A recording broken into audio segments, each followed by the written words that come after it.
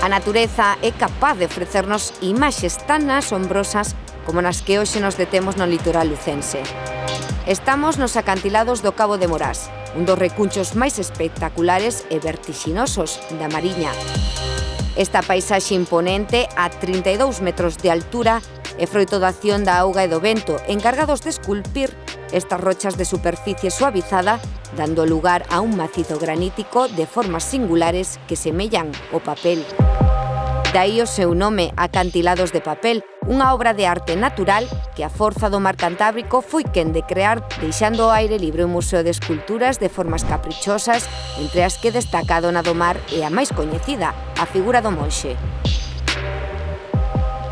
Os son das ondas golpeando as rochas convida a contemplar en silencio a grandeza deste enclave natural declarado lugar de importancia comunitaria.